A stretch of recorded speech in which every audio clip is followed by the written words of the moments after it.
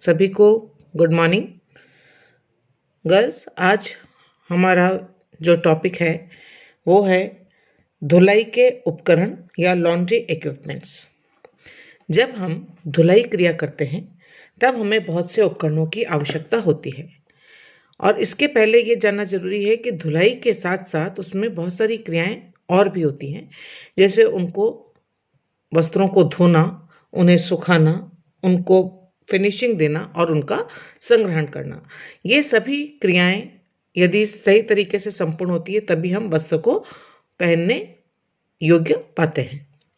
तो आज हम बात करेंगे धुलाई के उपकरणों की, जिसमें धुलाई से संबंधित जितने भी उपकरण हैं उनके बारे में हम आज चर्चा करेंगे।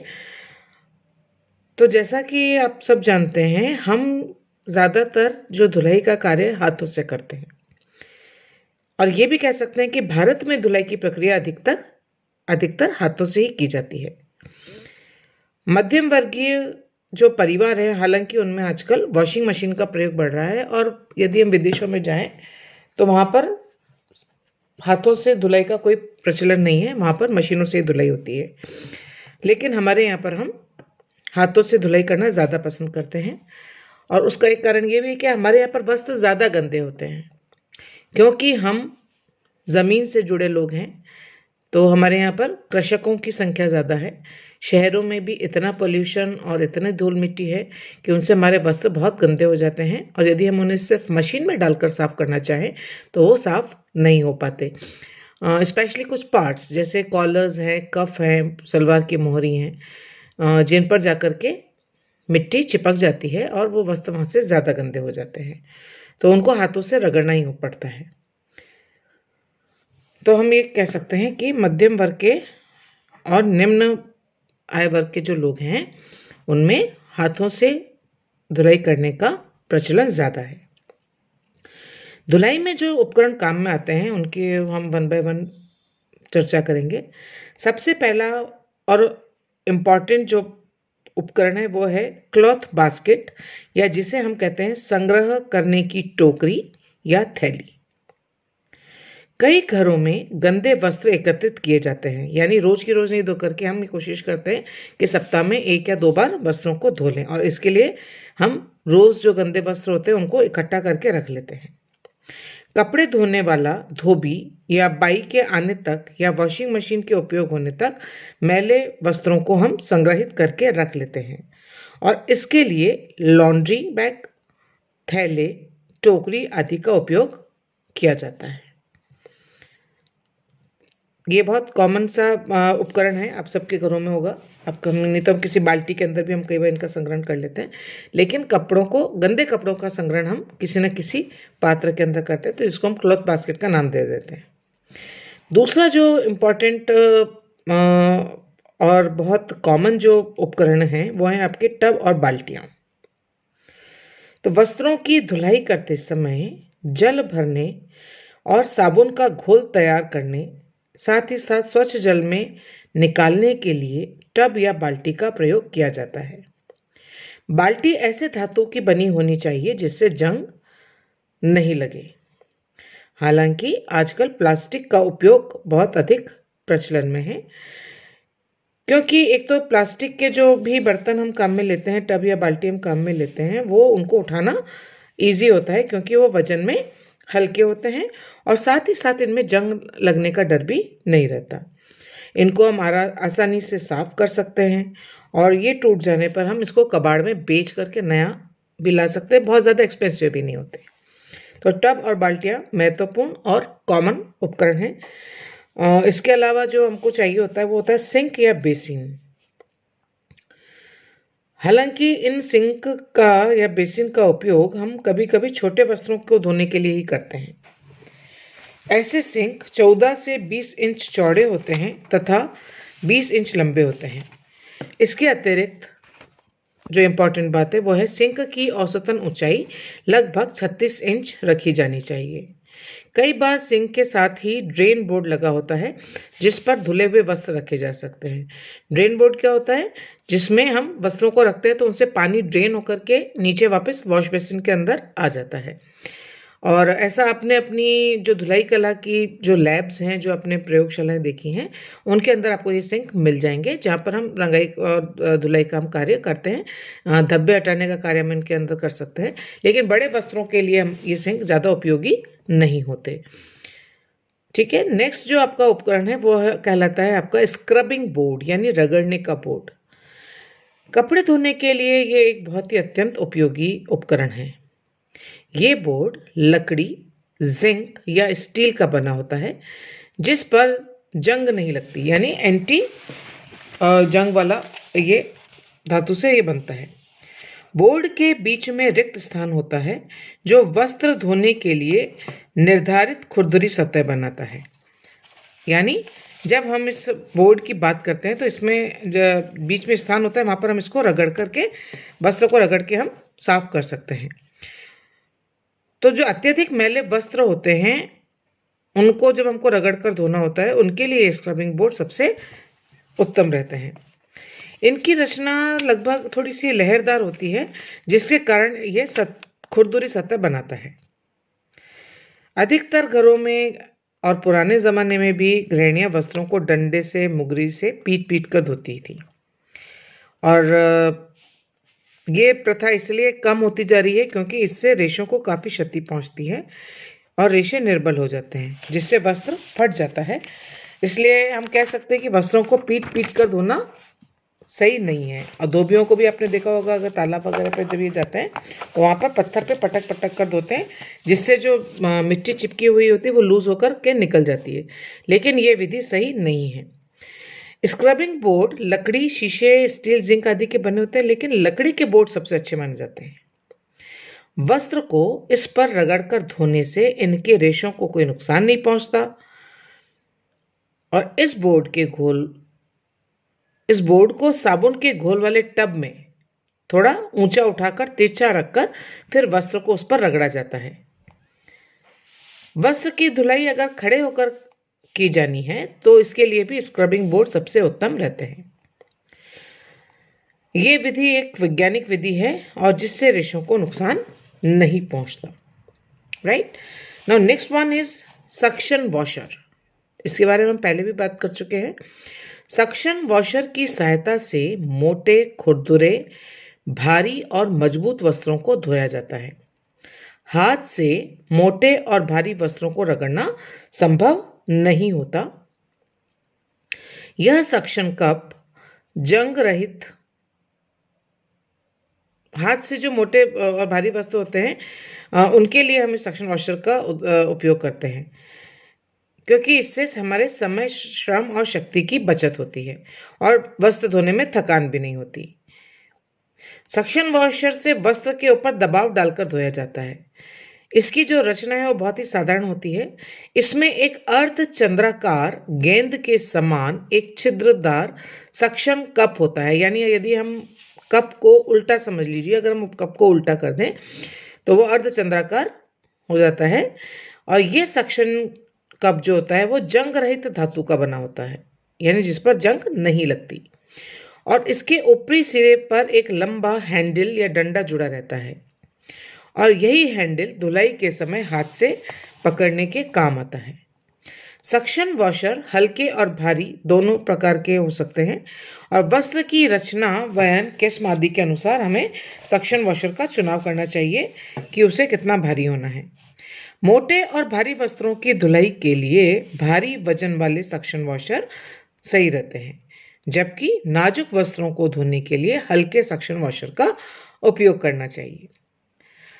सक्शन वॉशर से वस्त्र धोने के लिए इसे साबुन युक्त घोल में वस्त्र पर दबाव डाला जाता है, जिससे साबुन के घोल छिद्रधार सक्शन कप में प्रवेश कर जाता है, और जब हम सक्शन वॉशर को ऊपर की ओर उठाते हैं तब इसके छिद्रों में से गंदे साबुन का पानी बहने लगता है। इस प्रकार सक्शन वॉशर से बार बार दबाव डालकर इसे ऊपर नीचे करके धुलाई की जाती है।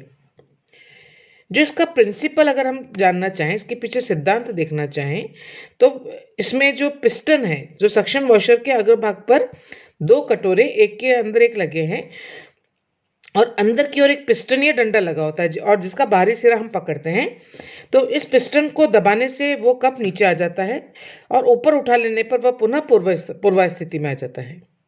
वस्त्रों पर वॉशर को दबाने से हवा बाहर छिद्रों के द्वारा निकल जाती है, जिससे वॉशर में वैक्यूम बन जाता है, शून्य बन जाता है।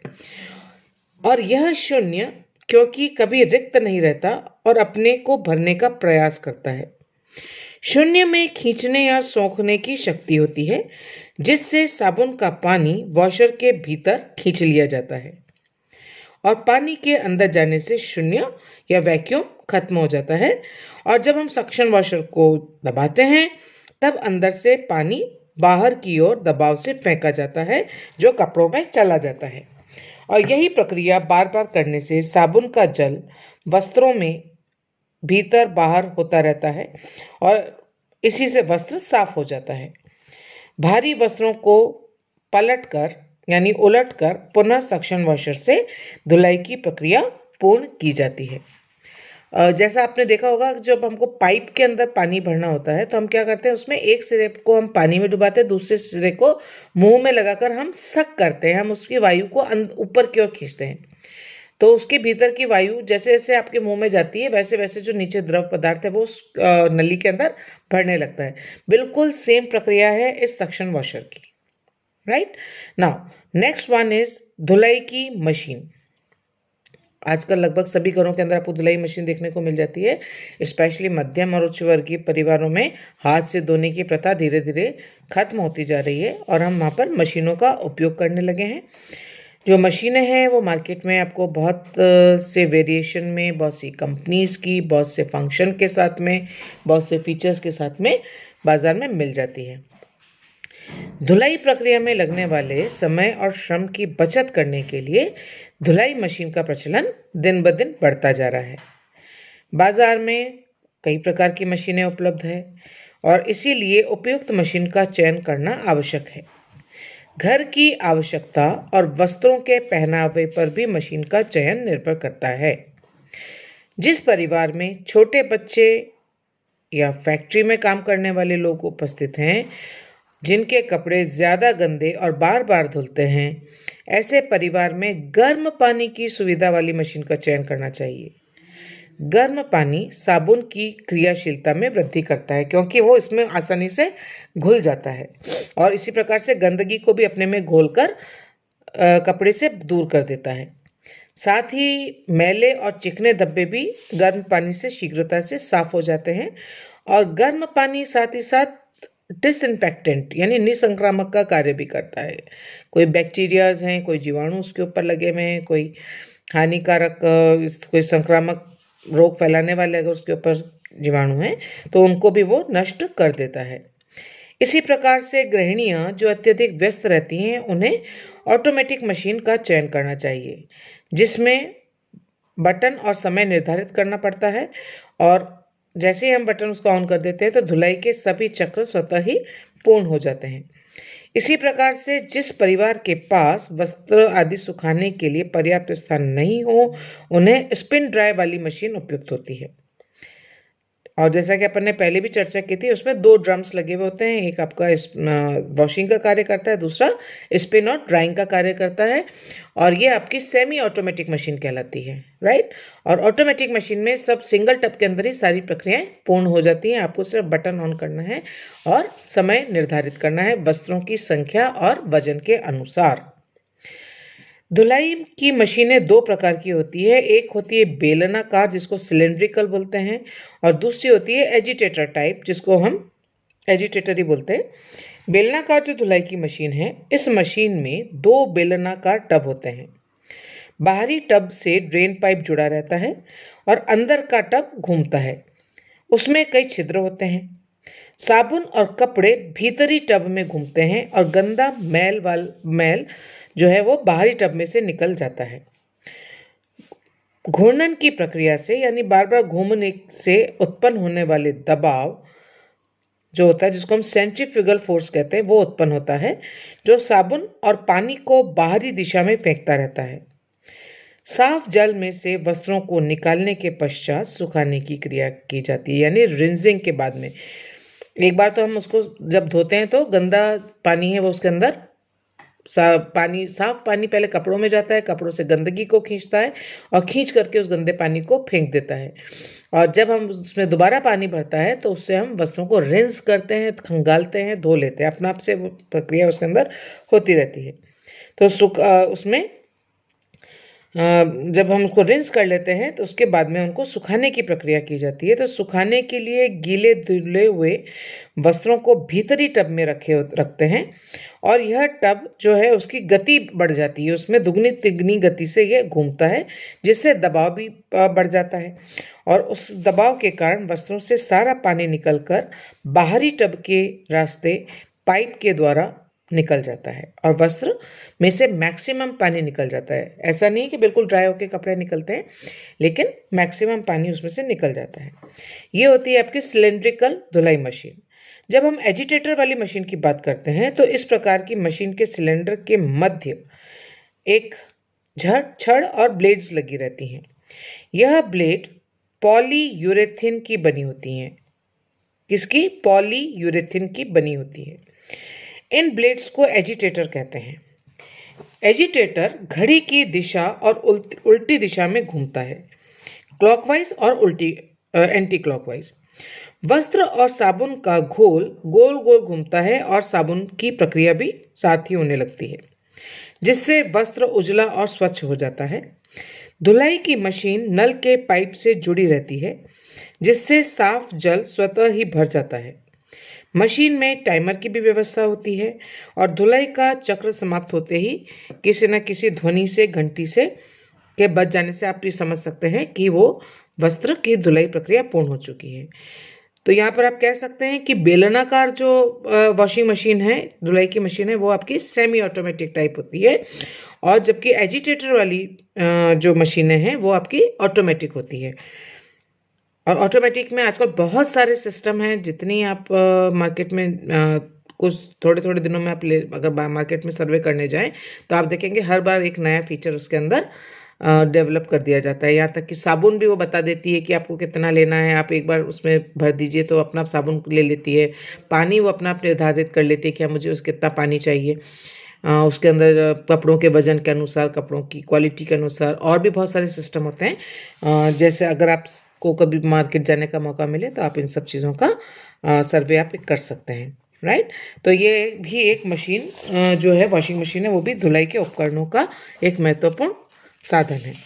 इसके बाद आती है डेगची या तसला। ये छोटे छोटे उपकरण हैं, आप सबने देखे हैं, हम कॉमनली हम इन सबका यूज़ करते हैं, लेकिन फिर भी मैं आपको थोड़ा सा आपको बता देती हूँ। तो डेगची या तसला जो होता है वो अधिक मैले चिकनाई युक्त सूती वस्त्रों को साफ करने के लिए हम काम में लेते हैं और जो ज़्यादा मैले वस्त्र होते हैं उनको हमको भट्टी पर चढ़ाना पड़ता है, यानी पानी बॉईल करके काम में लेना होता है। उसके लिए बड़ी बड़ी डेगचियों का प्रयोग किया जाता है और ये जो डेगचियाँ होती है ये गहरे तल की होती हैं, या तसला भी जो होगा वो गहरे तल का होगा। और डेगची के लिए जो या तसले के लिए जो धातु होती है वो होती है एल्यूमिनियम का हो सकता है, जिंक का हो सकता है या पीतल का होता है। इन डेगचियों में पानी डालकर उबाला जाता है। पानी खौल जाने के बाद इसमें वॉशिंग सोडा डालते हैं और जैसा हम सबको मालूम है सोडे का कार्य क्या है, जो सफ़ेद वस्त्रों को जिनमें पीलापन आ जाता है उनको और यदि हमको वाइट करना है, और जो बहुत गंदे वस्त्र है जिनमें चिकनाई, रक्त आदि के धब्बे लगे हुए हैं, उन वस्त्रों को भी वॉशिंग सोडे की सहायता से हम साफ कर सकते हैं। और इसके लिए उबलते हुए पानी में वॉशिंग सोडा डालकर वस्त्रों को डाल दिया जाता है। कुछ समय के लिए उसको उबाला जाता है और उबालते समय ही हम डंडे या छड़ की सहायता से, चिमटे की सहायता से वस्त्र को उलटते पलटते रहते हैं। यहाँ पर यह ध्यान रखने योग्य बात है कि इस प्रक्रिया के तहत हम रंगीन वस्त्रों को भट्टी पर न चढ़ाएं, क्योंकि इससे कितने भी पक्के रंग हों वो रंग फेड होने लगेंगे और वो नेचुरली उसका रंग फेड हो जाएगा तो वो अच्छे नहीं दिखेंगे, राइट। तो डेगची या तसला भी आपके धुलाई के उपकरणों का ही पार्ट है। देन साबुनदानी, जैसे आप सब देखते हैं, हम जानते हैं हमारे घरों में हम बाथरूम्स के अंदर 2 प्रकार के साबुनदानी रखते हैं, 2 डिवीज़न वाली रखते हैं या 2 साबुनदानी रखते हैं, जिसमें एक हमारा नहाने का साबुन होता है और एक में कपड़े धोने का साबुन हम रखते हैं। तो साबुन की बट्टी को रखने के लिए साबुनदानी का प्रयोग किया जाता है। प्लास्टिक की बनी जालीदार तल वाली साबुनदानी अच्छी रहती है। इसमें साबुन रखने से साबुन में लगा पानी जाली से होकर निकल जाता है, यानी जिनमें छेद होते हैं उनमें से जो एक्स्ट्रा वाटर है वो ड्रेन होकर निकल जाता है और साबुन सूख जाता है, अब आराम से ड्राई हो जाता है और गलता नहीं है। तो ये ज़रूरी है कि हम इस प्रकार के साबुनदानी लें जिसमें से एक्स्ट्रा पानी निकलने की व्यवस्था हो। साबुनदानी थोड़ी-सी बड़ी होनी चाहिए ताकि साबुन को आसानी से रखा और उठाया जा सके। कई बार होता है बट्टियाँ अगर हम बड़ी साइज़ की ले आते हैं तो उसमें समाती नहीं है और वो फिर टूट जाती हैं या उसमें बाहर लटकती रहती हैं। तो इस प्रकार से हम साबुनदानी कुछ बड़ी लेकर के आएँ जिसमें सभी प्रकार के साबुन को आसानी से रखा जा सके। साबुनदानियाँ भी आपकी बहुत से धातुओं की है, प्लास्टिक की भी मिलती है, आपको मेटल की भी मिल जाती है, स्टील की भी मिल जाती है। आपको मल्टी जो ये आपके होते हैं मिक्स धातु होती है उसकी भी आपको मिल जाती है। बाज़ार में आप जाएँगे तो बहुत सारी चीज़ें आपको मिलने लगेंगी। फाइबर की आजकल बहुत सा चीज़ें मार्केट में आ गई हैं, तो ये उपकरणों के अंदर चाहे आपके टब हों तो ये भी आपके फाइबर प्लास्टिक के मार्केट में अवेलेबल हैं। इसके अलावा जो धुलाई से संबंधित उपकरण हैं और वो भी बहुत इम्पोर्टेंट है, वो है आपका ब्रश। और इस जो ब्रश का क्या कार्य है, ये वस्त्र पर चिपकी हुई गंदगी जिसे हाथ से रगड़कर छुड़ाना आसान नहीं होता, उसे छुड़ाने के लिए हमें इसकी आवश्यकता रहती है। जैसे हमने ऊपर भी बात करी थी, शर्ट के कॉलर्स हैं, शर्ट के कफ हैं, साड़ी के फॉल हैं, सलवार की मोहरी है, फ्रॉक की झालर है, पेटीकोट के जो नीचे तुर पर जो मोड़ा हुआ हिस्सा है वो है। ये सारे हाथ से रगड़ने पर हम उनको साफ़ नहीं कर पाते और इसके लिए यदि हम ब्रश की सहायता लें तो इजीली इन धब्बों को हटाया जा सकता है, गंदगी को साफ़ किया जा सकता है। ये जो ब्रश होते हैं ये नायलॉन, रबर और प्लास्टिक के बने होते हैं। ब्रश की रचना भी कठोर और मुलायम दोनों प्रकार की आपको मार्केट में अवेलेबल है। नायलॉन के जो ब्रश होते हैं वो मजबूत होते हैं। मोटे और मजबूत सूती वस्त्रों पर से गंदगी को छुड़ाने के लिए कड़े ब्रश का उपयोग किया जाता है, जबकि टेरिलीन, टेरिकॉट, रेयॉन, पॉलिस्टर और अन्य कोमल रचना के वस्त्रों पर से मैल हटाने के लिए कोमल ब्रश का उपयोग हमें करना होता है।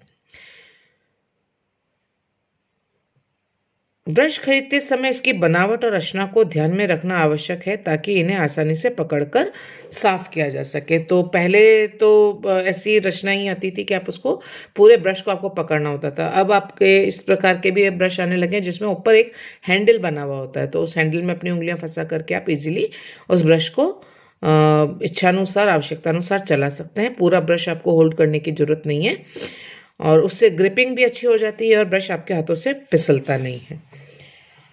कोई जो उपकरण है उसी के अंदर हम एक चम्मचों का भी हम उसमें प्रयोग कर सकते हैं, क्योंकि जैसे कई बार आपको साबुन को नापना है कि कितना साबुन हमें डालना है, तो हम चम्मच की सहायता से साबुन का जो माप हम तय कर सकते हैं। इसी प्रकार से चम्मच का उपयोग हम स्टार्च, नील, जो वॉशिंग पाउडर्स हैं, अपमार्जक हैं, प्रतिकर्मक हैं, बोरेक्स पाउडर है, इन सब को निकालने और उनका घोल बनाने के लिए उपयोग कर सकते हैं। इसमें ज़्यादातर हम जो चम्मच काम में लेते हैं वो प्लास्टिक या लकड़ी के बने हुए होते हैं, क्योंकि इन पर किसी भी रासायनिक पदार्थ की प्रतिक्रिया होने का भय नहीं रहता है। धातु के चम्मच प्रायः तीव्र रसायन और प्रतिकर्मकों से प्रतिक्रिया करते हैं और उन्हें काला कर देते हैं, जिससे धातु का दाग छूटकर वस्त्र पर भी लग सकता है। तो हमें स्टील के या लोहे के या तांबे के, कांसे के चम्मच का उपयोग इसमें नहीं करना चाहिए। तो ये बात हुई चम्मच की। इसके अलावा एक और उपकरण है, दैट इज कॉल्ड रिंगर। तो वस्त्र को स्वच्छ जल में अंतिम बार खंगालने के बाद निचोड़ना पड़ता है और निचोड़ने के लिए ही इन रिंगर का उपयोग किया जाता है। छोटे छोटे वस्त्रों को तो हम हाथ से आसानी से निचोड़ लेते हैं, लेकिन मोटे और भारी वस्त्रों को हाथों से निचोड़ना कठिन कार्य है और यदि हम इन्हें हाथों से निचोड़ने का प्रयास करें तो हम बहुत जल्दी थक जाएंगे। तो मोटे और भारी वस्त्रों से जल निचोड़ने के लिए हम रिंगर का उपयोग कर सकते हैं। रिंगर जो है वो एक सामान्य सी रचना का साधारण सा उपकरण है। इसमें दो बेलनाकार रबर के रोलर लगे होते हैं जो हाथों से हैंडल द्वारा चलाए जाते हैं। आजकल हालांकि इलेक्ट्रिक रिंगर्स भी अवेलेबल हैं, लेकिन जो घरों के अंदर हम साधारणतः हाथों से जो काम में लेने वाले रिंगर उनका उपयोग करते हैं, और वो भी बहुत कम घरों में आपको देखने को मिलेंगे।